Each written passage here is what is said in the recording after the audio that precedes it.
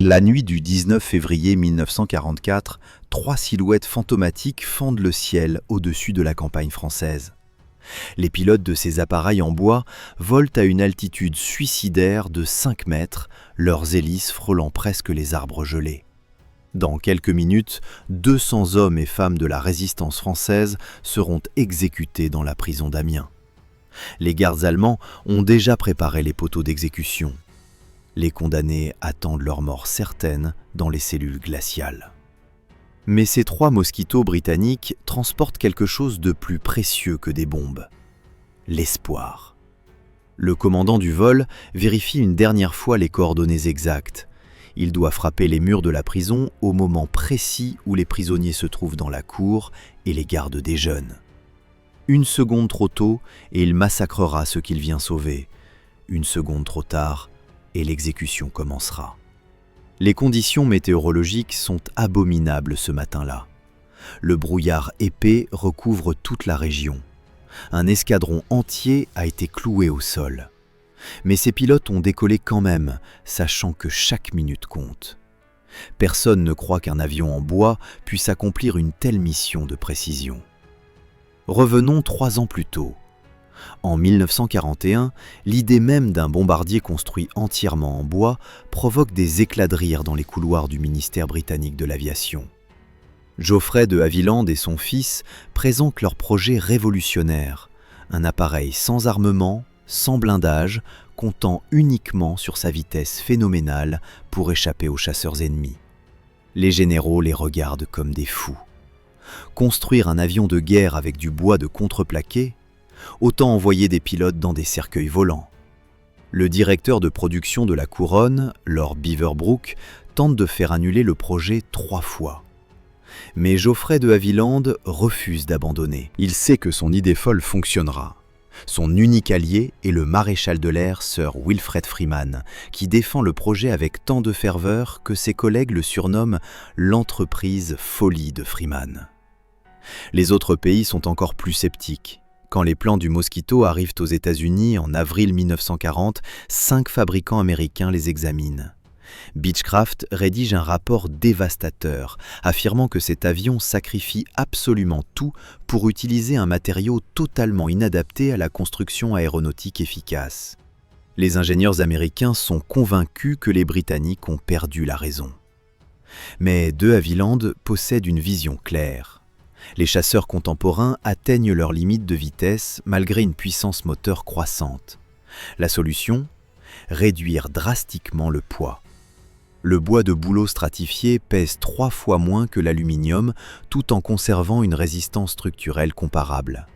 De plus, le bois n'est pas un matériau stratégique rationné pendant la guerre. Des milliers d'artisans britanniques travaillant dans les fabriques de meubles, les ateliers de piano et les manufactures de carrosseries de luxe peuvent être mobilisés immédiatement. Ces hommes connaissent le bois depuis leur enfance. Ils savent comment le courber, le coller, le vernir. Les usines de piano se transforment en chaînes d'assemblage d'avions de combat. Les ébénistes deviennent des constructeurs d'ailes.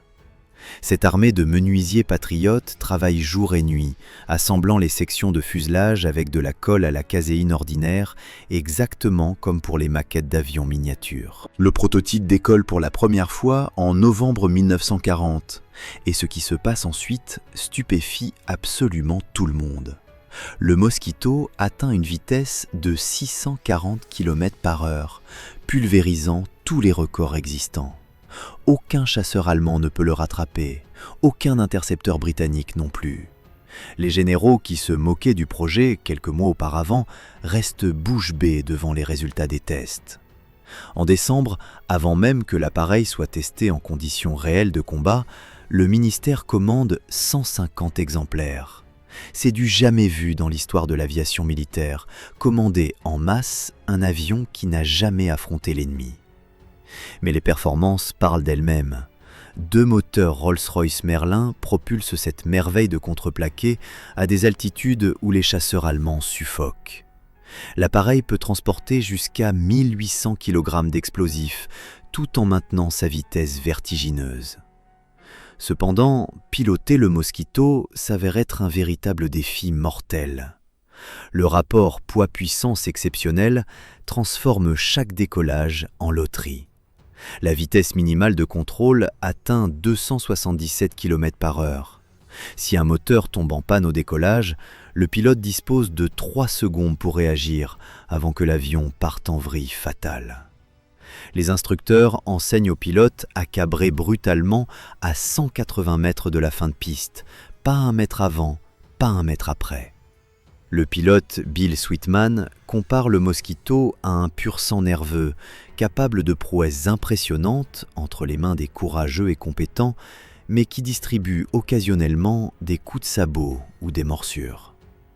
Les accidents de décollage se multiplient durant les premiers mois. Des équipages entiers périssent avant même d'avoir vu l'ennemi. La Royal Air Force prend alors une décision radicale.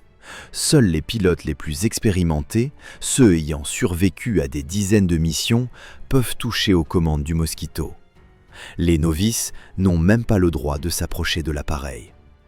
En septembre 1941, le Mosquito entre officiellement en service opérationnel. Les premières missions révèlent immédiatement le potentiel dévastateur de cette machine. Contrairement aux bombardiers lourds qui voyagent en formation massive, protégés par des essaims de chasseurs, le Mosquito opère seul ou en petits groupes de 3 appareils.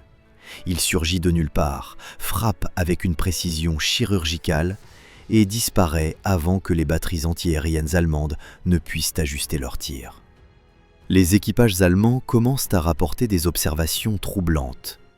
Des bombardiers fantômes qui apparaissent et s'évanouissent en quelques secondes.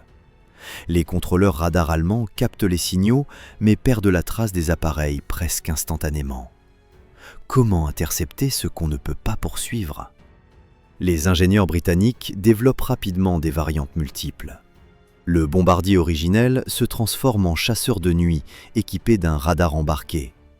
Une version de reconnaissance photographique sillonne les territoires occupés, immortalisant les installations ennemies depuis des altitudes inaccessibles.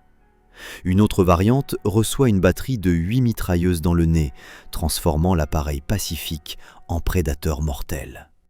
Les Allemands découvrent avec horreur que ce bombardier sans défense peut également les chasser. Les pilotes de la Luftwaffe qui tentent d'intercepter un Mosquito se retrouvent soudain pris pour cible par les 8 canons crachant le feu. Le chasseur devient la proie. Vers la fin de la guerre, certaines versions embarquent un canon redoutable et 8 roquettes, ajoutant encore à la polyvalence meurtrière de l'appareil. Les concepteurs exploitent également les propriétés surprenantes du bois. Recouvert d'un tissu enduit, le fuselage devient parfaitement lisse, sans rivet apparent, réduisant la traînée aérodynamique. Les dégâts de combat se réparent facilement sur le terrain avec des outils de menuisier ordinaire.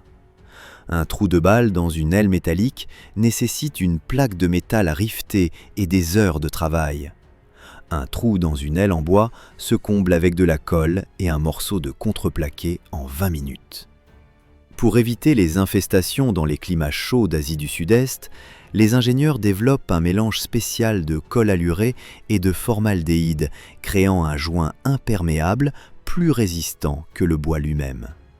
Tout est maintenant prêt pour que ce miracle de bois accomplisse des exploits. Berlin dort rarement pendant les années de guerre, mais à partir de 1943, la capitale allemande ne connaît plus une seule nuit de repos. Les Mosquitos baptisent leur mission nocturne l'Express de Berlin, et ce train infernal arrive à l'heure chaque soir. 220 nuits consécutives de bombardements transforment la vie des Berlinois en cauchemar permanent. Les sirènes hurlent sans cesse. Les habitants descendent dans les abris souterrains tellement souvent qu'ils finissent par y installer des lits et des cuisines.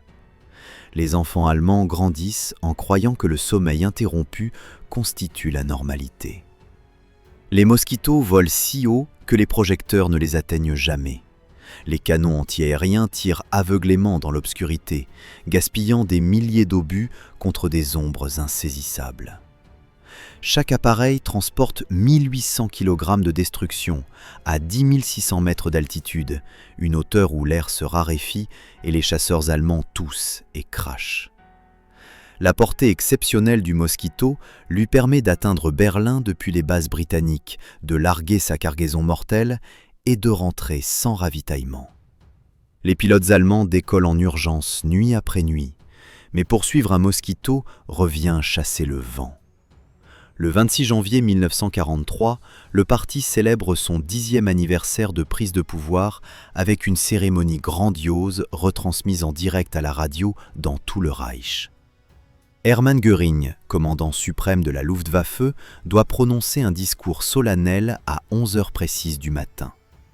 Les dignitaires nazis se rassemblent dans la grande salle décorée de drapeaux écarlates et de symboles du parti.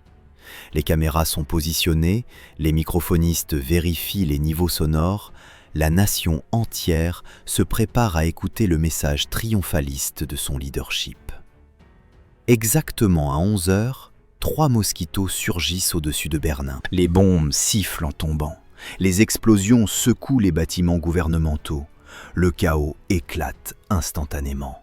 La transmission radio s'interrompt brutalement au milieu des cris et du fracas. Göring n'a même pas eu le temps d'ouvrir la bouche. Les techniciens paniquent, les officiels courent dans tous les sens. La cérémonie tourne à la débâcle totale. Les organisateurs décident précipitamment de reprogrammer l'événement pour l'après-midi même. Cette fois, ce sera Joseph Goebbels, ministre de la Propagande, qui s'adressera à la nation. Les équipes travaillent frénétiquement pour tout remettre en place. Les invités reviennent, plus nerveux qu'avant. Les gardes scrutent le ciel anxieusement. Goebbels se place devant le microphone, commence son allocution sur les glorieuses victoires du Reich. Et là, comme un cauchemar qui se répète, le vrombissement caractéristique des moteurs Merlin résonne à nouveau. Les mêmes 3 Mosquitos reviennent pour un second passage. D'autres bombes pleuvent. La transmission se coupe une deuxième fois. Goebbels ne termine jamais son discours. La propagande nazie vient de subir l'humiliation la plus cuisante de toute la guerre. Le monde entier écoute la radio allemande bégayer et s'interrompre 2 fois dans la même journée. Les médias britanniques exploitent l'incident avec jubilation, diffusant les enregistrements des interruptions dans toute l'Europe occupée. Hermann Göring fulmine de rage après ces raids, mais sa colère cache une admiration profonde et une jalousie dévorante envers l'ingéniosité britannique. Lors d'une réunion avec ses officiers supérieurs, il explose dans une tirade mémorable qui sera plus tard rapportée par plusieurs témoins. Il hurle que voir le Mosquito le rend absolument furieux, qu'il devient vert et jaune d'envie devant cet exploit. Les Britanniques, qui disposent de réserves d'aluminium bien supérieures aux allemandes, choisissent délibérément de construire un magnifique avion en bois que n'importe quelle fabrique de piano peut assembler. Göring termine sa diatribe en déclarant que les Britanniques possèdent les génies, tandis que l'Allemagne ne compte que des imbéciles. Cette déclaration d'un des hommes les plus puissants du Reich témoigne de l'impact psychologique dévastateur du Mosquito sur le moral allemand. Comment une nation qui se prétend technologiquement supérieure peut-elle être dominée par un avion en contreplaqué ? Les missions du Mosquito ne se limitent pas aux bombardements spectaculaires. L'appareil excelle également dans les opérations d'espionnage les plus audacieuses.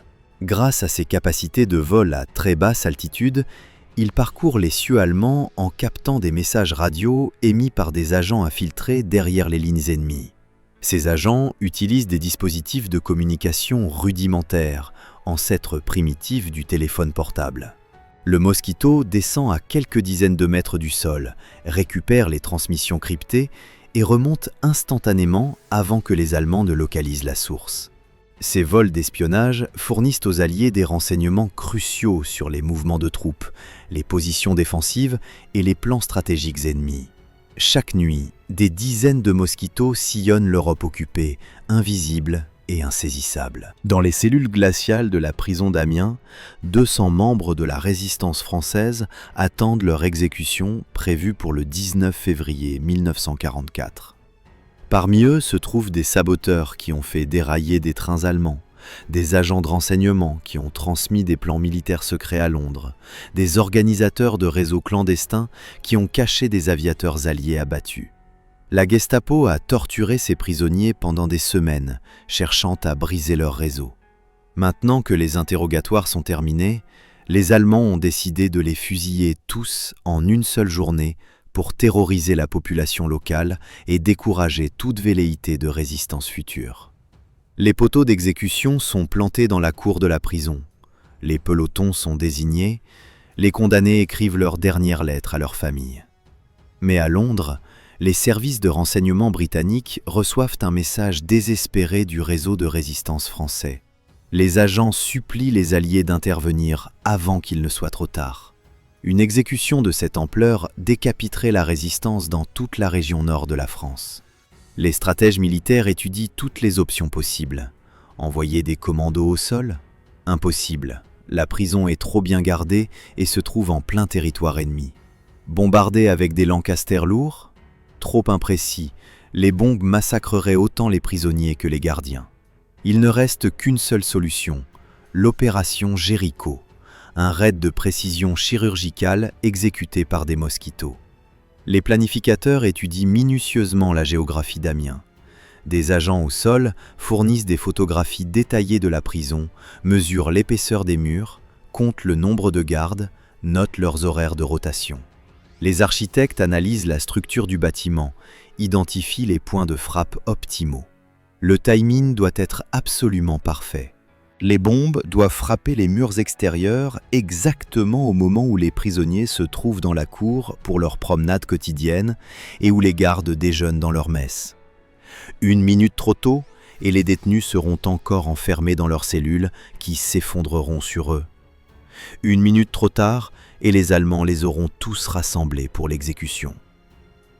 Les pilotes sélectionnés pour cette mission reçoivent des cartes détaillées montrant chaque rue, chaque bâtiment, chaque arbre autour de la prison. Quand les résistants français apprennent le plan, ils acceptent immédiatement le risque mortel. Ils savent que les bombes britanniques peuvent les tuer aussi facilement que les balles allemandes.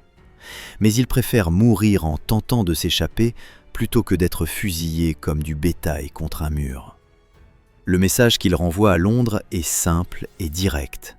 Frappez fort, frappez juste, et nous ferons le reste.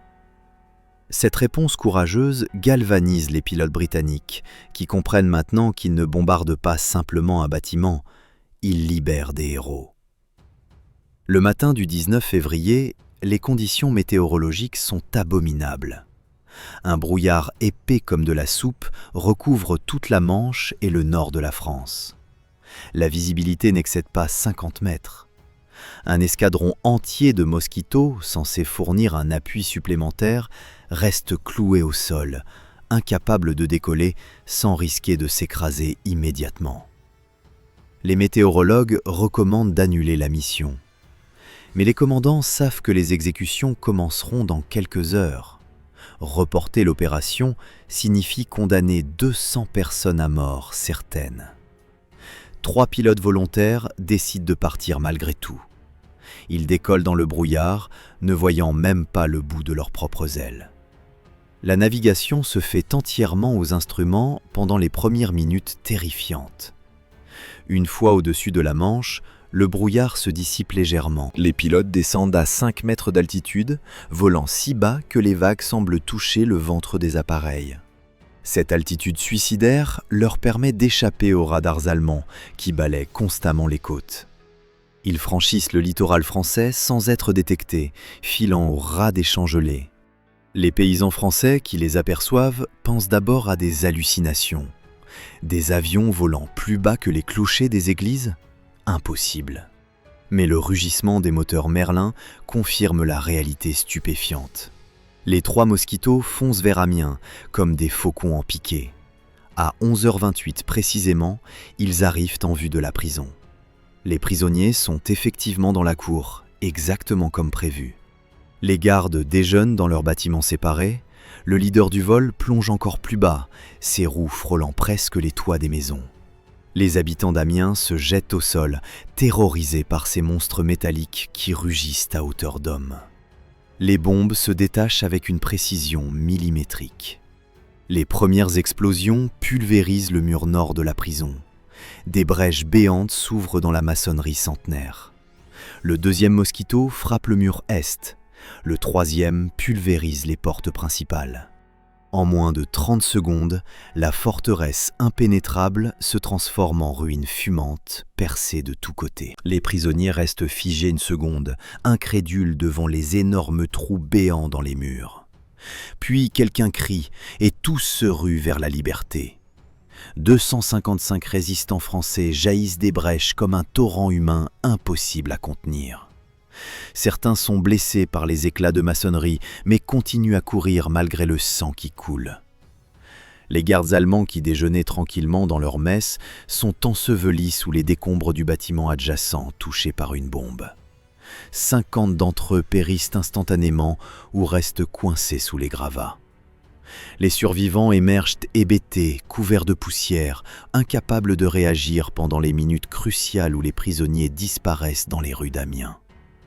La population locale ouvre ses portes, cache les évadés dans des caves, des greniers, des granges. En moins d'une heure, les 255 hommes et femmes se volatilisent complètement dans la nature. Les Allemands lancent des patrouilles frénétiques, mais ne rattrapent presque personne. Cette opération devient instantanément légendaire dans toute la France occupée, prouvant que même les forteresses de la Gestapo ne sont pas inviolables. Après l'opération Jéricho, les Allemands comprennent avec horreur que la Royal Air Force peut frapper n'importe quelle cible à travers toute l'Europe occupée avec une précision chirurgicale. Plus aucun quartier général, plus aucune installation militaire, plus aucun dirigeant nazi ne peut se sentir en sécurité. Le Mosquito est devenu bien plus qu'un simple bombardier rapide.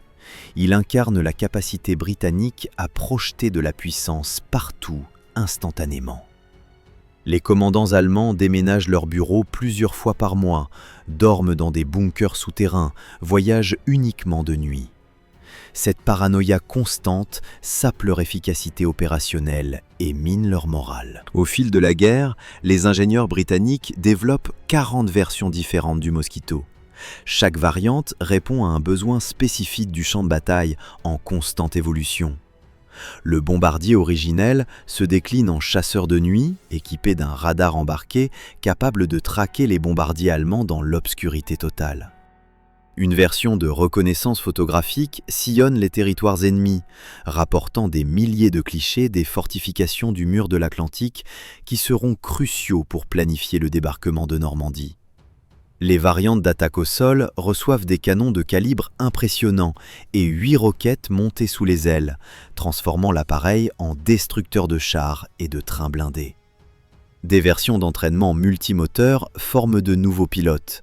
Des appareils météorologiques volent dans les tempêtes pour fournir des prévisions essentielles aux opérations aériennes massives. Des versions de marquage de cibles guident les flottes de bombardiers lourds Lancaster vers leurs objectifs en larguant des fusées éclairantes colorées. Des appareils de remorquage de cibles rapides entraînent les artilleurs antiaériens. Aucun autre avion de la Seconde Guerre mondiale n'atteint ce niveau de polyvalence extraordinaire. Les Mosquitos accomplissent également des milliers de missions de harcèlement nocturne que les médias britanniques exploitent massivement pour la propagande. Ces raids éclairs, filmés de près, montrent les appareils en bois surgissant de nulle part, larguant leurs bombes et disparaissant avant que les Allemands ne puissent réagir. Les actualités cinématographiques, diffusées dans tous les cinémas britanniques, présentent ces séquences spectaculaires qui remontent le moral de la population civile. Les enfants britanniques jouent au Mosquito dans les rues bombardées de Londres, les bras écartés, imitant le rugissement des moteurs. L'avion devient un symbole national d'ingéniosité et de résilience face à l'adversité. Les Allemands tentent désespérément de développer des contre-mesures efficaces. Ils améliorent leur radar, renforcent leurs défenses antiaériennes, déploient des chasseurs de nuit équipés de systèmes de détection sophistiqués. Mais le Mosquito vole trop haut pour les canons légers, trop vite pour les chasseurs conventionnels, trop bas pour les batteries lourdes lors des missions d'intrusion. Les Allemands réussissent à en abattre quelques-uns, mais le ratio perte-mission reste ridiculement bas comparé aux bombardiers lourds traditionnels qui perdent des dizaines d'appareils lors de chaque raid massif. Un Ancaster coûte une fortune en ressources et nécessite 7 hommes d'équipage. Un Mosquito coûte une fraction du prix, nécessite seulement 2 hommes et accomplit des missions que les bombardiers lourds ne peuvent même pas envisager. Quand la guerre se termine, en mai 1945, les pilotes de Mosquito ont accumulé des milliers d'heures de vol au-dessus de l'Europe en feu. Beaucoup d'entre eux développent un attachement émotionnel profond envers leurs appareils en bois.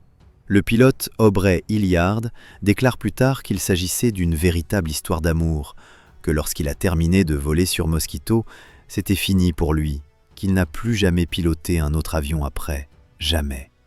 Cette déclaration résume parfaitement ce que représentait cet appareil pour ceux qui l'ont piloté. Non pas simplement une machine de guerre, mais un compagnon fidèle qui les a ramenés vivants, mission après mission, contre toute attente. Le Mosquito en bois a prouvé que, parfois, les idées les plus folles deviennent les réussites les plus spectaculaires. Si cette histoire vous a captivé, laissez un like pour soutenir la chaîne.